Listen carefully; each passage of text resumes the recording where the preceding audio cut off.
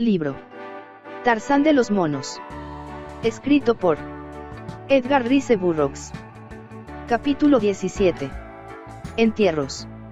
Como quiera que ya había amanecido del todo, el grupo, ninguno de cuyos integrantes había probado bocado ni dormido en absoluto desde la mañana anterior, se dispuso a preparar algo que comer. Los amotinados del Héroe habían desembarcado en la playa una reducida cantidad de provisiones, cecina, salazones, latas de sopa y legumbres, galletas, harina, té y café. Todo ello destinado a los 5 pasajeros que dejaron abandonados allí, los cuales se aprestaban en aquellos instantes a satisfacer sin perder más tiempo el voraz apetito que tanto tiempo llevaban reprimiendo. La tarea siguiente consistió en hacer habitable la cabaña, lo que comportaba, como primera providencia, el desalojo inmediato de las macabras reliquias que había dejado allí una tragedia ocurrida mucho tiempo atrás. El profesor Porter y el señor Philander manifestaron un profundo interés en examinar los esqueletos. Determinaron que las 2 osamentas de mayor tamaño pertenecieron a sendas personas, varón y hembra, de una de las sociedades más civilizadas de la raza blanca. Al esqueleto más pequeño apenas le dedicaron una atención fugaz, dando por supuesto que, al encontrarse en la cuna, se trataba indudablemente del vástago de aquella desdichada pareja. Mientras disponían el esqueleto del varón para proceder a darle sepultura, Clayton descubrió un grueso anillo que, por supuesto, debía de adornar el dedo del hombre en el instante de su muerte, dado que uno de los frágiles huesos de la mano aún estaba rodeado por la sortija de oro. Clayton tomó el anillo y, al examinarlo, emitió un grito de asombro, porque el aro llevaba el timbre de la casa de Greystoke. Simultáneamente, Jane descubrió los libros del armario y, al hojear uno de ellos vio el nombre, John Clayton. Londres. En el segundo volumen que se apresuró a coger y revisar encontró un solo nombre, Greystoke. «Mire, señor Clayton», exclamó. «¿Qué significa esto? En estos libros figuran nombres de personas pertenecientes a su familia. Y aquí», repuso Clayton en tono grave, «está el anillo de la casa de Greystoke, perdido desde que mi tío, John Clayton, el anterior Lord Greystoke, desapareció, presumiblemente en el mar. Pero ¿cómo se explica que estos objetos aparezcan aquí, en esta jungla salvaje de África?», preguntó la joven. «Solo tiene una explicación, señorita Porter», respondió Clayton. «El difunto Lord Greystoke no se ahogó en ningún naufragio. Murió aquí, en esta cabaña, lo que hay ahí en el suelo son sus pobres restos mortales». «En tal caso, ese debe de ser el esqueleto de Lady Greystoke», dedujo Jane, reverente, al tiempo que indicaba el rimero de huesos que ocupaba el camastro. «La hermosa Lady Alice», comentó Clayton, de cuyas abundantes virtudes y notables encantos personales tanto oí hacerse lenguas a mis padres. «Pobre mujer», murmuró, impregnada de tristeza la voz. Con gran respeto y solemnidad se enterraron junto a su pequeña cabaña de la costa africana los cadáveres de los difuntos Lord y Lady Greystoke, y, entre uno y otro, se dispusieron a ubicar el diminuto esqueleto del hijo de Kala, la mona. Cuando el señor Philander colocaba los frágiles huesos de la criatura en un trozo de vela, examinó el cráneo con cierta minuciosidad. Después llamó al profesor Porter y ambos se pasaron varios minutos conferenciando. «De lo más extraordinario, manifestó el profesor Porter. «¡Santo Dios!», dijo el señor Philander. «Debemos comunicar inmediatamente al señor Clayton nuestro descubrimiento». «Vamos, vamos, señor Philander, vamos, vamos», protestó el profesor Archimedes Q. Porter.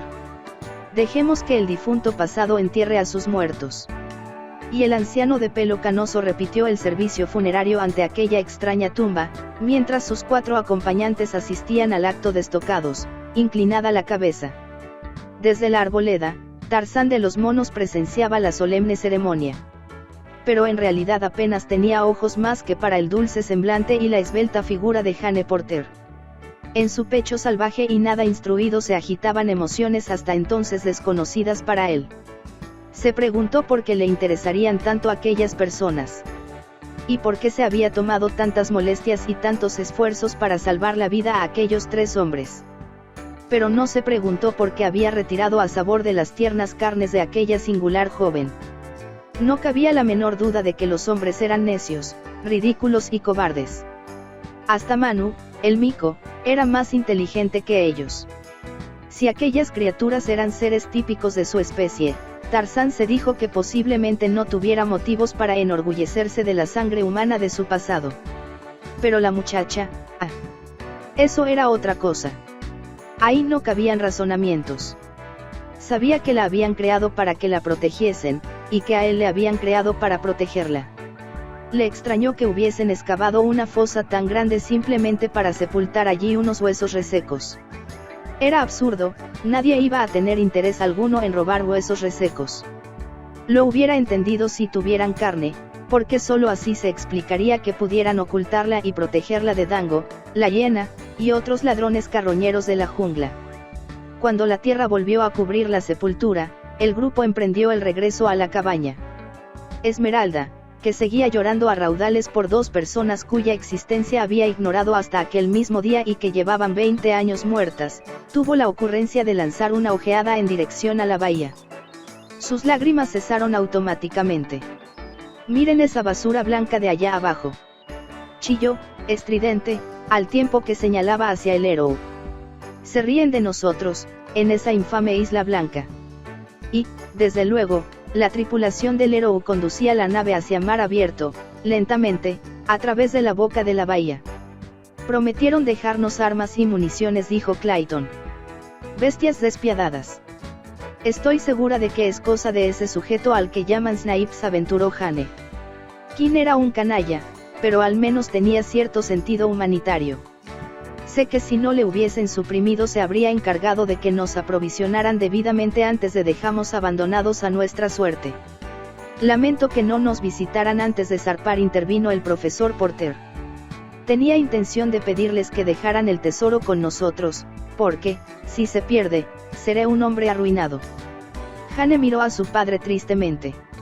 «No importa, cariño», dijo. «Tampoco nos habría servido de gran cosa. Ten en cuenta que por culpa de ese tesoro mataron a sus oficiales y nos han desembarcado y abandonado en esta horrible costa». Bueno, nena, está bien», repuso el profesor Porter. «Eres una buena chica, pero inexperta en cuestiones prácticas». El profesor Porter dio media vuelta y se alejó despacio en dirección a la selva, con las manos entrelazadas a la espalda, bajo los faldones de la levita, y los ojos fijos en el suelo. Su hija le observó, con una sonrisa patética en los labios. Luego miró al señor Felander y le susurró: «Por favor, no le deje que se adentre en la selva como hizo ayer. Confiamos en usted, ya sabe, para vigilarle. No le pierda de vista». «Cada día cuesta más trabajo manejarle», explicó el señor Felander, dejó escapar un suspiro y meneó la cabeza. «Me da en la nariz que ahora pretende ir a informar a los directores del jardín zoológico de que anoche se les escapó un león y que la fiera anda suelta por ahí».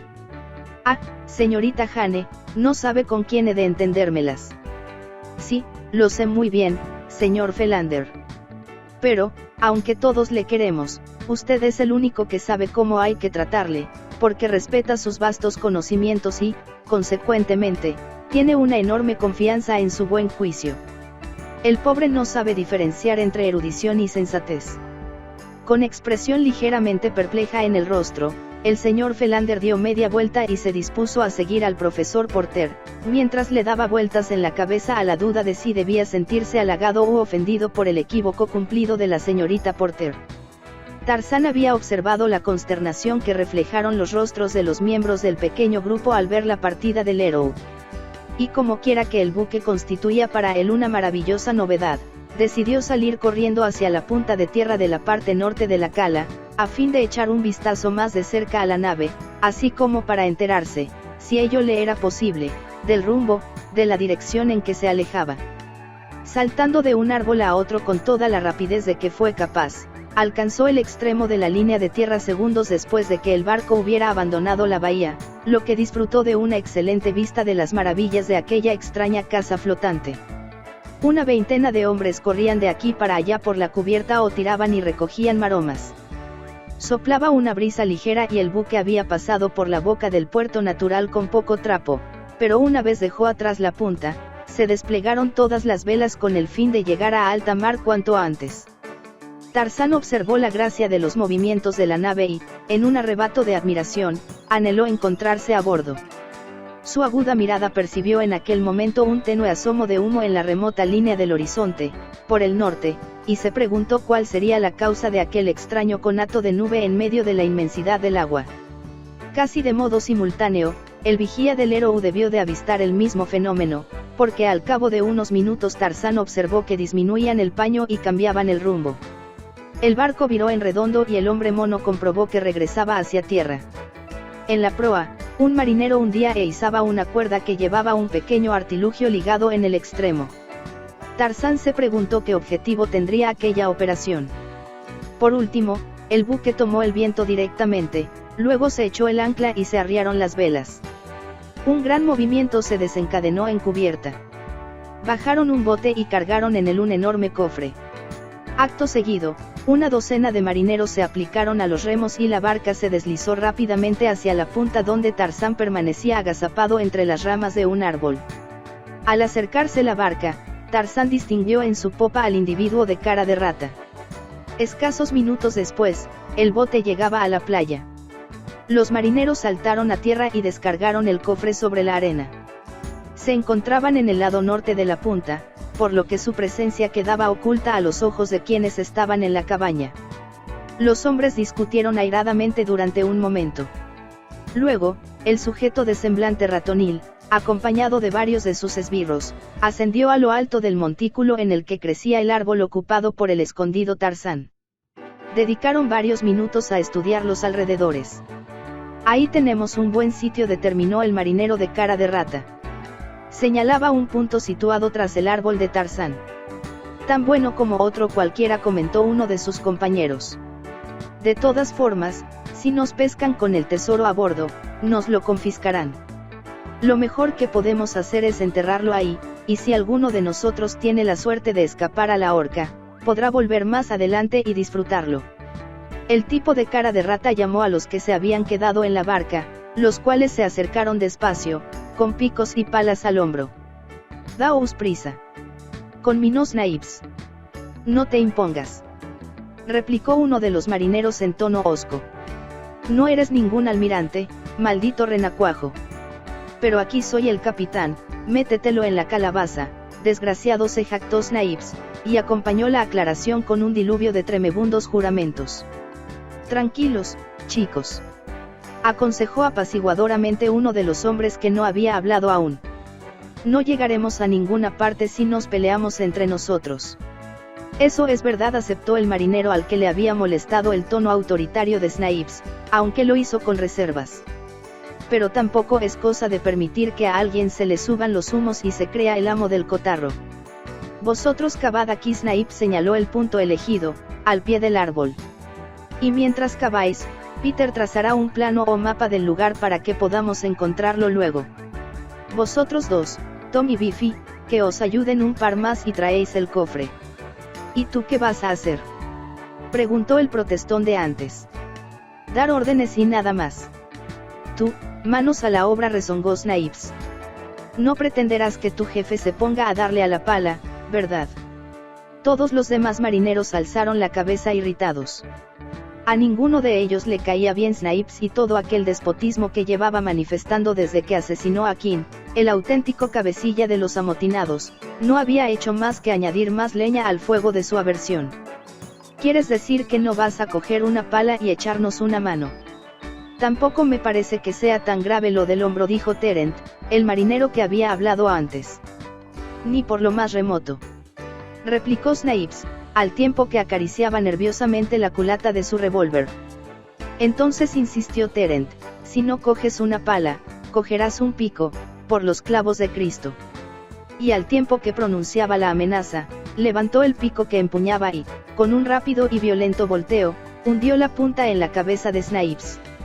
Los hombres permanecieron inmóviles y silenciosos, fija la vista en las consecuencias del siniestro humor de su compañero. Al final, uno de ellos declaró, esa sabandija se lo merecía. Otro empezó a trabajar con el pico. Era un terreno blando, así que el hombre prescindió del pico y agarró una pala, los demás se le unieron enseguida. No hubo comentario ulterior ninguno acerca del homicidio, pero los marineros trabajaban de mejor talante y con más ganas que cuando Snipes tenía el mando. Una vez tuvieron excavado un hoyo de las proporciones suficientes para que cupiera el cofre, a Terence se le ocurrió que podían profundizar un poco más para poner el cadáver de Snipes encima del arcón y enterrarlo todo junto. Eso puede tener la ventaja de que si alguien excava por aquí tal vez se lleve a engaño, declaró. Los demás comprendieron la astucia de la sugerencia, así que ampliaron la fosa para acomodar el cuerpo y profundizaron un poco más en el centro, para hundir el cofre. Envolvieron este en un trozo de lona de vela y lo depositaron en su sitio, 30 centímetros por debajo del nivel de la fosa. Echaron las necesarias paletadas de tierra y lo apisonaron, de manera que el fondo de la tumba parecía liso y uniforme. 2 marineros hicieron rodar el cadáver de Snipes y lo arrojaron sin contemplaciones dentro de la fosa, no sin antes haberle despojado de sus armas y demás pertenencias, que algunos miembros de la partida deseaban para sí. Después llenaron la sepultura y apisonaron la tierra hasta que ya no cabía más. El resto lo esparcieron por allí y después cubrieron la tumba con maleza seca, de forma que presentase el aspecto más natural posible, sin que se apreciara el menor rastro de que se había removido el suelo. Cumplida su tarea, los marineros regresaron al bote y remaron apresuradamente en dirección al Arrow. El viento había aumentado su velocidad de modo considerable. El humo que se elevaba en el horizonte había adquirido un volumen que permitía distinguirlo con toda claridad y los amotinados no perdieron tiempo en desplegar todas las velas y poner rumbo al suroeste. Espectador interesadísimo en todos aquellos acontecimientos, Tarzán reflexionaba y hacía cábalas acerca del extraño comportamiento de aquellas singulares criaturas. Realmente, los hombres eran más estúpidos y crueles que las fieras de la selva. Qué afortunado era él, que vivía en la paz y la seguridad de la gran floresta. Se preguntó qué contendría el cofre que acababan de enterrar. Si no lo querían, ¿por qué no se limitaron a arrojarlo al agua? Eso les hubiera resultado mucho más cómodo. Ah, se dijo, sin duda sí que lo querían. Lo escondieron allí porque tenían intención de volver a buscarlo más adelante. Tarzán saltó al suelo y procedió a examinar el suelo alrededor de la tumba. Miraba a ver si aquellos extraños seres dejaron por allí algo que a él le hiciera gracia poseer. No tardó en encontrar una pala oculta entre la maleza que los amotinados habían puesto encima de la sepultura. La cogió y probó a utilizarla tal como había visto hacer a los marineros. Era un trabajo bastante pesado y lastimaba sus descalzos pies, pero continuó dándole a la herramienta hasta desenterrar parcialmente el cadáver.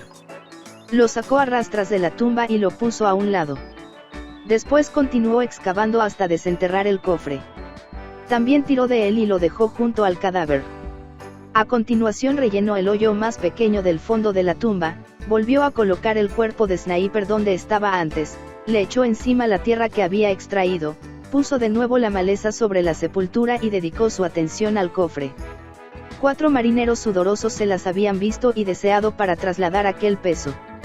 Tarzán de los monos lo levantó como si se tratara de una caja de embalaje vacía y, con la pala colgada al hombro por una cuerda que le había atado, se llevó el cofre a las profundidades más tupidas de la jungla. No le era posible trasladarse por las ramas de los árboles cargado con aquel embarazoso arcón, sino que avanzó por los senderos, sin retrasarse demasiado. Caminó durante varias horas en dirección noreste, hasta llegar a un impenetrable muro de vegetación enmarañada. Allí saltó a una de las ramas inferiores y continuó a través de los árboles. Al cabo de otros 15 minutos desembocó en el anfiteatro donde los monos se reunían en consejo o para celebrar las ceremonias del Dam Dam. Empezó a excavar en el centro del claro, no lejos del tambor o altar. Costaba más trabajo ahondar allí que en la tierra recién removida de la tumba, pero Tarzán de los monos era tesonero y no paró hasta tener un hoyo lo bastante hondo como para albergar el cofre y ocultarlo adecuada y eficazmente a la vista. ¿Por qué se había tomado tanto trabajo sin conocer el valor de lo que contenía el cofre? Tarzán de los monos tenía figura e inteligencia humanas, pero el ambiente en que se había criado y la formación que recibió fueron de simio. Su cerebro le dijo que el contenido del arcón era valioso porque, si no, los hombres no lo habrían escondido. Su educación le había imbuido la idea de imitar todo lo nuevo e insólito, por lo que, ahora, su curiosidad natural, algo tan común entre los hombres como entre los simios, le apremiaba a abrir el cofre y examinar lo que contenía. Pero la sólida cerradura y los robustos flejes de hierro fueron más efectivos que las mañas y la enorme fuerza de Tarzán, lo que le obligó a enterrar el cofre sin haber satisfecho su curiosidad. Para cuando el hombre mono hubo recorrido el camino de regreso a las proximidades de la cabaña, alimentándose al paso, había oscurecido del todo. Dentro de la pequeña construcción relucía una gran claridad, porque Clayton había encontrado una lata de petróleo que llevaba allí 20 años intacta, sin abrir. Era parte de los artículos que Michael el Negro dejó a los Clayton. Las lámparas también se encontraban en condiciones de funcionamiento, de modo que al asombrado Tarzán le pareció que el interior de la cabaña tenía tanta luz como si reinase allí el pleno día. Se había preguntado muchas veces para qué servirían exactamente aquellas lámparas. Las palabras escritas y las ilustraciones le indicaron el nombre de aquellos aparatos y de lo que eran, pero Tarzán ignoraba el procedimiento para hacerles producir la maravillosa luz solar que proyectaban, según las ilustraciones, sobre las cosas que estaban a su alrededor.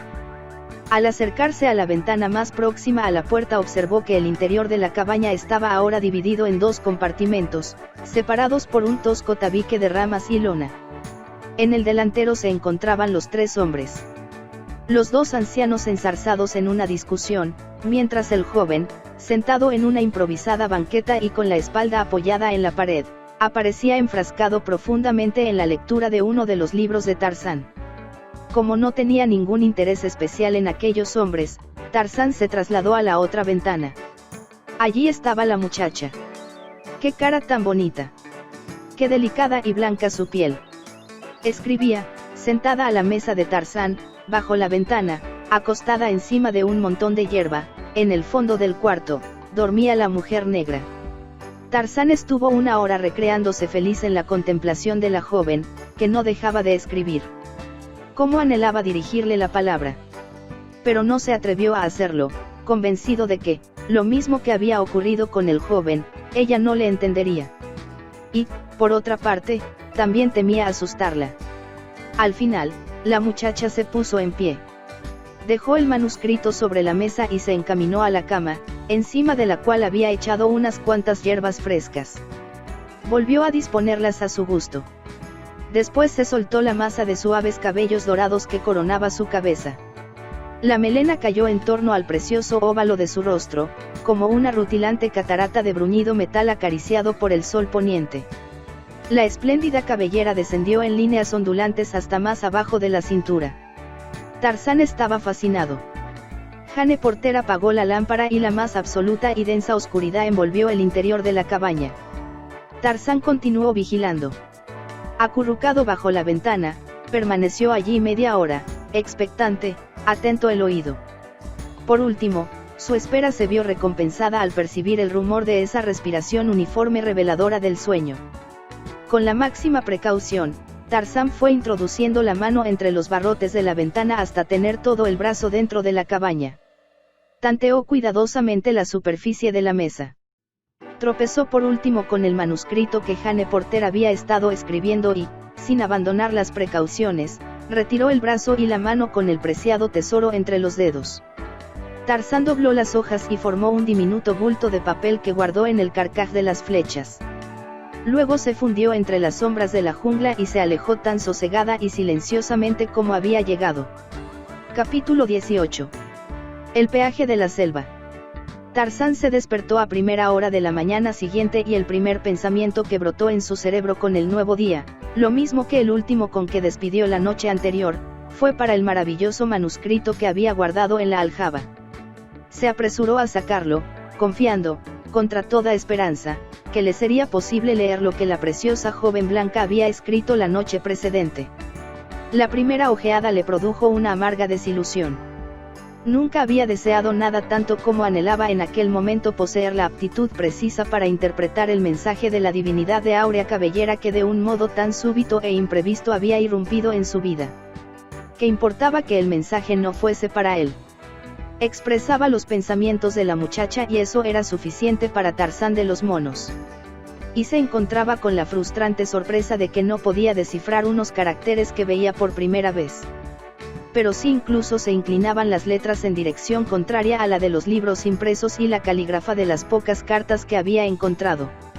Hasta los pequeños insectos del libro de tapas negras le resultaban amigos familiares, aunque su disposición no significase nada para él. Pero estos otros bichos eran nuevos y desconocidos. Llevaba 20 minutos devanándose los sesos sobre ellos cuando, de pronto, empezaron a adquirir formas familiares, aunque un tanto distorsionadas. Eran viejos conocidos, pero contrahechos de veras. A continuación, comenzó a entender una palabra aquí, otra allá. El corazón saltó jubiloso en su pecho. Podía leerlo y lo leería. Al cabo de media hora, sus progresos se aceleraban ya geométricamente. Aunque de vez en cuando se le escapaba alguna palabra, la tarea le resultaba ya relativamente sencilla. Esto es lo que leyó: costa de África, a unos 10 grados de latitud sur, eso dice el señor Clayton, 3 de febrero de 1909 para Acel Strong, de Baltimore, Maryland. Queridísima Acel, parece tonto escribirte una carta que posiblemente no llegue nunca a tus manos, pero ocurre, sencillamente, que debo contar a alguien las espantosas aventuras que hemos vivido desde que zarpamos de Europa en el funesto Arrow. Si no volvemos a la civilización, cosa que ahora me parece demasiado probable, esta carta será un breve resumen de los acontecimientos que quizás acaben desembocando en un destino fatal, cualquiera que pueda ser. Como sabes, se supone que partimos para realizar una expedición científica en el Congo. Se corrió la voz en los círculos oportunos de que mi padre sostenía una teoría maravillosa acerca de la existencia de una civilización inconcebiblemente antigua, cuyos arqueológicos restos yacían sepultados en algún lugar del Valle del Congo. Pero cuando nos hicimos a la mar en el velero, la verdad salió a la luz. Al parecer, una vieja rata de biblioteca, un hombre que tiene una tienda de antigüedades que es al mismo tiempo librería de ocasión en Baltimore, encontró entre las hojas de un antiguo manuscrito español una carta dotada en 1550 en la que se refería con todo detalle la odisea de los amotinados Tripul. Antes de un galeón español que navegaba de España a América del Sur con un inmenso tesoro de doblones y piezas de A8, supongo, porque te aseguro que sonaba a piratería y romanticismo aventurero. La carta la había redactado un miembro de la tripulación e iba dirigida a su hijo que, por aquellas fechas, era capitán de un buque mercante español. Habían transcurrido muchos años desde que sucedieron los acontecimientos que se relataban en la carta, y el anciano autor de la misma era ya un respetable vecino de una oscura ciudad española, pero el amor que sentía por el oro era tan fuerte que se arriesgó a proporcionar a su hijo la información precisa para conseguir el fabuloso tesoro. Luego, ambos lo disfrutarían. Contaba el autor de la carta que, al cabo de una semana de haber zarpado de España, la tripulación se amotinó y asesinó a todos los oficiales del buque y a cuantos hombres se les pusieron por delante. Pero eso fue un error que pagaron muy caro, ya que no quedó nadie con los conocimientos técnicos precisos del arte de la navegación como para gobernar la nave. Anduvieron a la deriva durante 2 meses, dando tumbos por el océano, hasta que enfermos y moribundos, víctimas del escorbuto, muertos de hambre y sed, naufragaron ante un pequeño islote. El oleaje lanzó el galeón contra la playa, donde se hizo trizas, pero los supervivientes, que por entonces no eran más que 10, tuvieron tiempo de rescatar uno de los cofres en que se transportaba el tesoro. Lo enterraron en la isla, tierra adentro, y durante 3 años vivieron con la esperanza de que alguien los rescatara. Uno tras otro fueron enfermando y muriendo, hasta que solo quedó uno, el autor de la carta. Los náufragos habían construido una barca con los restos del galeón, pero al no tener la menor idea de la situación geográfica de la isla no se atrevieron a lanzarse a la mar.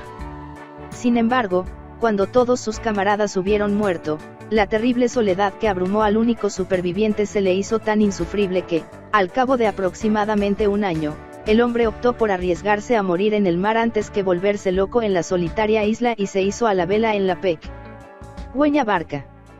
Por fortuna, puso rumbo al norte y 8 días después de abandonar el islote se encontró en la ruta de los mercantes españoles que realizaban la travesía entre las Indias Occidentales y España. Y le recogió uno de esos buques, que regresaba a la patria. La historia que contaba el hombre se refería solo al naufragio, en el que solo murieron unas cuantas personas. Los demás, a excepción de él, perecieron después de haber llegado al islote. No aludía para nada al motín ni al cofre del tesoro enterrado. El capitán del buque mercante le aseguró que, a juzgar por la posición en que lo recogieron y por la dirección y velocidad de los vientos predominantes durante la semana precedente, la isla no podía ser más que una del archipiélago de Cabo Verde, situado frente a la costa occidental de África, a 1,16 o 17,0 de latitud norte. La carta describía la isla minuciosamente, indicaba con exactitud la localización del tesoro e iba acompañada del mapa más tosco y extraño que una pudiera imaginar. Árboles y peñas se señalaban con sendas X garabateadas con mano insegura para mostrar con absoluta precisión el punto donde se había enterrado el tesoro. Cuando mi padre aclaró la verdadera naturaleza de la expedición, se me cayó el alma a los pies, porque, como le conozco bien y sé lo iluso y visionario que es el pobre, temí que se hubiese dejado embaucar una vez más, sospecha que se acentuó al confesarme que había pagado $1000 por la carta y el mapa. Mi desazón fue aún mayor cuando me enteré de que, además, había pedido un préstamo de otros $10,000 a Robert Canter, al que entregó pagarés por esa cantidad. El señor Candler no tenía ningún seguro que cubriese la pérdida, y ya sabes, querida, lo que signaría para mí el que mi padre no pudiera atender esos pagarés a su vencimiento. Oh, cómo aborrezco a ese hombre. Tratamos de ser optimistas y ver el lado positivo de las cosas, pero el señor Philander y el señor Clayton, se nos unió para participar en la aventura, se mostraron tan escépticos como yo. Bueno, abreviando, encontramos la isla y el tesoro. Un enorme cofre de madera de roble, con flejes de hierro, envuelto en varias coberturas de lona de vela, tan fuerte y bien conservado como cuando lo enterraron hace 200 años. Estaba lleno de monedas de oro, ni más ni menos, y pesaba tanto que 4 hombres casi no podían levantarlo. Ese endemoniado arcón solo parece acarrear asesinato y desgracia a cuantos se relacionan de algún modo con él, porque, 3 días después de haber zarpado de las islas de Cabo Verde, nuestra tripulación se amotinó y mató a todos los oficiales del buque. Oh, fue un trago espantoso, lo más horrible que puedas imaginar. Ni siquiera soy capaz de describirlo por escrito. Estaban dispuestos a matarnos a todos, pero uno de ellos, el cabecilla, un individuo llamado King, no se lo permitió, y entonces pusieron proa al sur, costeando, hasta localizar una zona solitaria, con un puerto natural que les pareció adecuado para sus intenciones. Y aquí nos desembarcaron y nos han dejado abandonados. Hoy han zarpado, con el tesoro, claro. Pero el señor Clayton opina que correrán la misma suerte que corrieron los amotinados del antiguo galeón, ya que King era el único hombre a bordo que sabía algo acerca del arte de navegar y uno de los marineros lo asesinó en la playa el día en que desembarcamos. Me gustaría que conocieses al señor Clayton, es el chico más agradable que te puedas echar a la cara y, o mucho me equivoco, o se ha enamorado locamente de una servidora. Es hijo único de Lord Greystoke y algún día heredará el título y las propiedades. Además, tiene fortuna propia, es riquísimo. Lo que me mortifica un poco es el hecho de que tenga que acabar siendo un lord inglés. Ya sabes el concepto que he tenido siempre de las chicas norteamericanas que se casan con extranjeros con título de nobleza. Ah, si Clayton fuese un simple caballero estadounidense. Claro que no es culpa suya, pobre muchacho, y en todo lo demás, o sea, si exceptuamos su cuna, está a la altura de un ciudadano de mi país, lo cual es el piropo más soberbio que conozco aplicable a un hombre. Desde que desembarcamos aquí hemos vivido más impresionantes experiencias. Mi padre y el señor Philander se perdieron en la selva y los persiguió un león de verdad. El señor Clayton también se perdió y también le atacaron fieras salvajes en 2 ocasiones. Esmeralda y yo nos vimos acorraladas en una vieja cabaña por una terrible leona hambrienta. Ah. Fue sencillamente terrorificante, ¿qué diría Esmeralda? Pero lo más fantástico de todo es la maravillosa criatura que nos salvó. Yo no le he visto, pero mi padre, el señor Philander y el señor Clayton sí, y aseguran que es un hombre blanco, de tez muy bronceada, hasta el punto de parecer curtida, guapo y perfecto como un dios, dotado de tal fuerza de un elefante salvaje, la agilidad de un mono y la bravura de un león. No habla inglés y se desvanece rápida y misteriosamente en cuanto termina de llevar a cabo sus valerosas hazañas, como si fuera un espíritu incorpóreo. Luego tenemos a otro vecino no menos extraño, que escribió un bonito letrero, a mano pero en caracteres de imprenta, y lo clavó en la puerta de la cabaña que ocupamos ahora. Un aviso en el que nos advertía que no estropeásemos ninguna de sus pertenencias y que firmaba Tarzán de los Monos. No hemos llegado a verle aún, aunque creo que anda por los alrededores, porque cuando uno de los marineros se aprestaba a descerrajarle un tiro por la espalda al señor Clayton, una mano invisible arrojó desde la selva una lanza que fue a clavarse en el hombro del asesino. Los marineros solo nos dejaron una provisión de víveres bastante escasa, y como no contamos más que un solo revólver y los 3 cartuchos que quedan en el tambor, no sé cómo vamos a procuramos alimento, aunque el señor Philander afirma que podemos subsistir indefinidamente con una dieta de fruto. Ese silvestres de los que abundan en la selva. Estoy cansadísima, así que iré a acostarme en el curioso lecho de hierbas que el señor Clayton ha recogido para mí. Te prometo, sin embargo, que añadiré a esta carta, día a día, las cosas que vayan ocurriendo. Te envío todo mi cariño. Jane Porter. Con el entrecejo fruncido, Tarzán permaneció largo rato reflexionando, después de leer la carta. Estaba tan rebosante de detalles y maravillas sorprendentes que, mientras intentaba asimilarlos, el cerebro del hombre mono parecía encontrarse en medio de un remolino. De modo que no sabían que Tarzán de los Monos era él. Se lo diría. Había construido en el árbol un tosco cobertizo a base de ramas y hojas, debajo de las cuales, para protegerlos de la lluvia, colocó los contados tesoros que trasladó desde la cabaña. Entre ellos figuraban unos cuantos lápices. Cogió uno y, al pie de la firma de Jane Porter, escribió: "Yo soy Tarzán de los Monos". Supuso que bastaría con eso. Iría más adelante a la cabaña a devolver la carta. En cuanto a la comida, pensó Tarzán, no necesitaban preocuparse. Él se la suministraría. Así lo hizo. A la mañana siguiente, Jane encontró la carta perdida en el lugar exacto de donde había desaparecido 2 noches antes. Se quedó un tanto perpleja, pero cuando vio las palabras rotuladas con caracteres de imprenta debajo de su firma, notó que un gélido escalofrío le recorría la columna vertebral. Enseñó a Clayton la carta, mejor dicho, la última hoja, con la firma. Y me parece, articuló la muchacha, que ese misterioso individuo estuvo observándome todo el tiempo mientras yo escribía. Oh. Se me hiela la sangre solo de pensarlo. Pero debe de ser amistoso, la tranquilizó Clayton, puesto que le ha devuelto la carta y no le ha causado ningún daño. Y, a no ser que me equivoque de medio a medio, anoche le dejó una prueba sustancial de su amistad, porque al salir he encontrado el cuerpo de un jabalí muerto. A partir de entonces, raro era el día que Tarzán no dejaba su ofrenda alimenticia, en forma de cala u otros comestibles. A veces se trataba de un cervatillo o de cierta cantidad de extraños manjares cocinados, tortas de tapioca sustraídas en la aldea de Mbonga, un jabalí, un leopardo e, incluso, una vez un león. A Tarzán le producía un inmenso placer, disfrutaba como nunca cazando para proporcionar carne a aquellos desconocidos. Le parecía que ningún goce de la tierra era comparable al que le procuraba esforzarse por el bienestar y la seguridad de aquella preciosa muchacha blanca. Algún día se aventuraría a entrar en el campamento, a pleno sol, para conversar con aquellas personas mediante los pequeños insectos que tan familiares les eran a ellos y a Tarzán. Pero le costaba un trabajo ímprobo superar la timidez propia de los seres salvajes de la jungla, de forma que los días fueron sucediéndose sin que él se decidiera a poner en práctica sus buenas intenciones.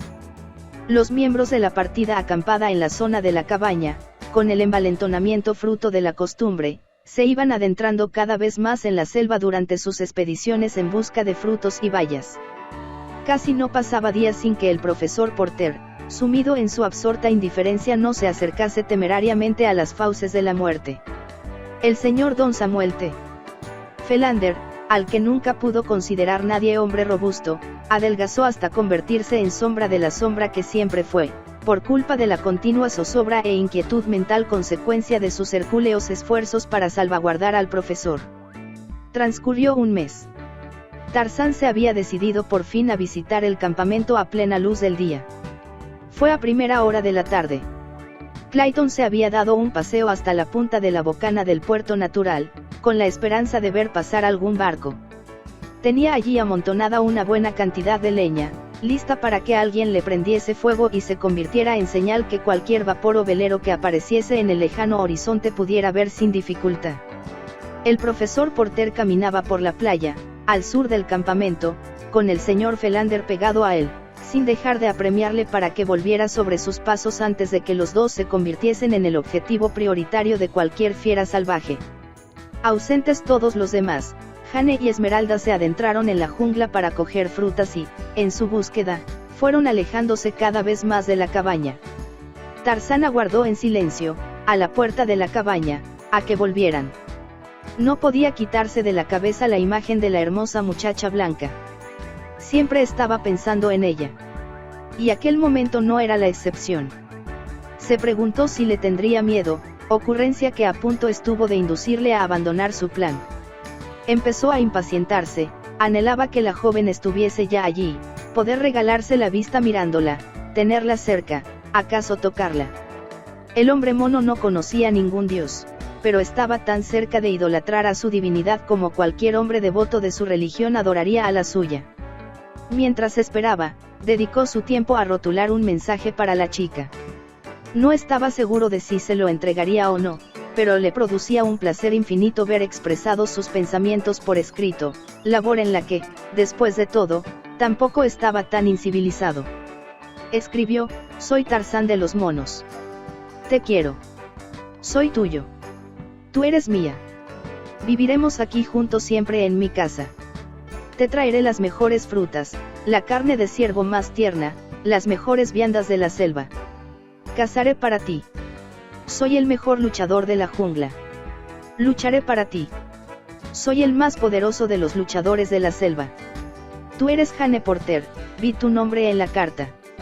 Cuando veas este escrito sabrás que es para ti y que Tarzán de los monos te quiere. Mientras permanecía allí, erguido como un muchacho indio, esperando al lado de la puerta, una vez concluida la redacción de la nota, su agudo oído percibió un sonido familiar. Era el rumor que producía el paso de un mono a través de las ramas bajas de la floresta. Escuchó con atención durante un momento y, entonces, de la selva llegó un angustiado grito femenino y Tarzán de los monos dejó caer en el suelo su primera carta de amor y salió disparado hacia la floresta como una pantera. También Clayton había oído el grito, lo mismo que el profesor Porter y el señor Philander. En cuestión de segundos, los tres llegaron corriendo a la cabaña, al tiempo que se lanzaban recíprocamente una andanada de preguntas. Una mirada al interior de la cabaña confirmó sus temores más pesimistas. Jane y Esmeralda no estaban allí. Automáticamente, Clayton, seguido por los dos hombres de edad, se zambulló en la espesura, al tiempo que repetía a voz en cuello el nombre de la muchacha. Estuvieron media hora dando tumbos por la selva, hasta que Clayton, por puro azar, tropezó con el caído cuerpo de Esmeralda. Se inclinó sobre la mujer, le tomó el pulso y aplicó el oído al pecho de la negra para comprobar si le latía el corazón. Esmeralda vivía. La sacudió por los hombros. Esmeralda. Le chilló al oído. Esmeralda. Por el amor de Dios, ¿dónde está la señorita Porter? ¿Qué ha ocurrido? Esmeralda. Despacio, muy despacio, Esmeralda abrió los ojos. Vio a Clayton. Y vio jungla rodeándola por todas partes. El arcángel San Gabriel me valga. Exclamó, y volvió a desmayarse. Para entonces, ya había llegado allí el profesor Porter y el señor Philander. ¿Qué vamos a hacer, señor Clayton?, preguntó el anciano profesor. ¿Por dónde podemos empezar a buscar? Dios no puede ser tan cruel como para arrebatarme ahora a mi niña. Lo primero es lograr que Esmeralda vuelva en sí, propuso Clayton. Ella podrá explicarnos qué ha ocurrido. Esmeralda. Volvió a gritarle y a sacudir enérgicamente a la mujer por los hombros. Oh, Arcángel San Gabriel. Lloriqueó la pobre negra, pero mantuvo los párpados apretados con fuerza. Déjame morir, señor, no permitas que vea otra vez esa horrible cara. Vamos, vamos, Esmeralda, tranquilizó Clayton. El señor no está aquí, soy Clayton. Abre los ojos. Esmeralda obedeció. Oh, bendito Arcángel San Gabriel. Gracias a Dios, articuló. ¿Dónde está la señorita Porter? ¿Qué ha pasado? Quiso saber Clayton. No está aquí la señorita Jane. Gimió Esmeralda, y se incorporó con una celeridad realmente prodigiosa para una persona de su volumen. Oh, señor. Ahora me acuerdo. Debió de llevársela aquello, y la negra estalló en un arrebato de sollozos y lamentos gemebundos. ¿Quién se la llevó?, preguntó el profesor Porter. Un enorme gigante con el cuerpo cubierto de pelo. Un gorila, Esmeralda, precisó el señor Philander, y ninguno de los tres hombres se atrevió a respirar una vez expresada en palabras aquella terrible sugerencia. Creí que era Satanás, pero ahora sospecho que debió de ser uno de esos espantosos gorilefantes. Oh, pobre niña, pobrecita mía. Y Esmeralda se entregó a otra oleada de sollozos incontrolables. Clayton empezó de inmediato a buscar huellas, pero no pudo encontrar rastro alguno, aparte el desbarajuste de las hierbas pisoteadas en las inmediaciones. Y sus conocimientos forestales eran excesivamente limitados para permitirle sacar conclusiones válidas de lo que se ofrecía a sus ojos. Se pasaron el resto del día explorando la jungla, pero cuando cayó la noche no tuvieron más remedio que abandonar la búsqueda, abatidos y desesperanzados, porque ni siquiera sabían qué dirección tomó el simio que había secuestrado a Jane. Era noche cerrada cuando llegaron de vuelta a la cabaña. Un grupo de personas abatidas y consternadas, que se sentaron silenciosamente en el interior de la reducida construcción. El profesor Porter rompió finalmente el silencio. Su tono ya no era el del pedante erudito que teorizaba acerca de lo abstracto e ignoto, sino el del hombre de acción, resuelto y decidido. Sin embargo, en la voz se apreciaba un indescriptible matiz de desesperación y sufrimiento que repercutió dolorosamente en el corazón de Clayton. «Iré ahora a acostarme un rato», dijo el anciano, «a ver si consigo dormir. Mañana, en cuanto amanezca, saldré con toda la comida que pueda llevar y no abandonaré la búsqueda hasta que haya encontrado a Jane. No volveré sin ella». Ninguno de sus compañeros hizo comentario alguno durante largo rato, inmersos como estaban en la amargura de sus propios pensamientos.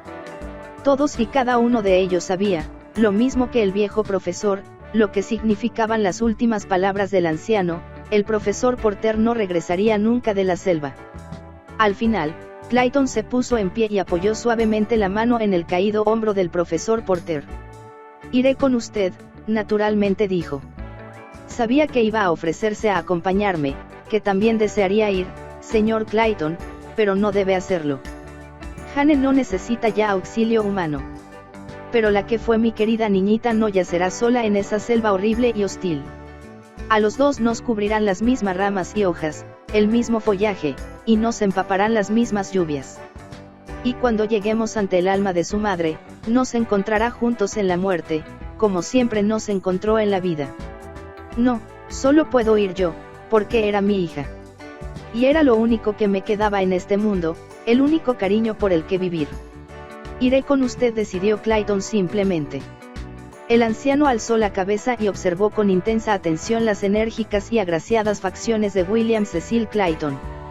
Es posible que leyera en aquellos rasgos el amor que anidaba en el corazón del joven, el amor que sentía por la muchacha.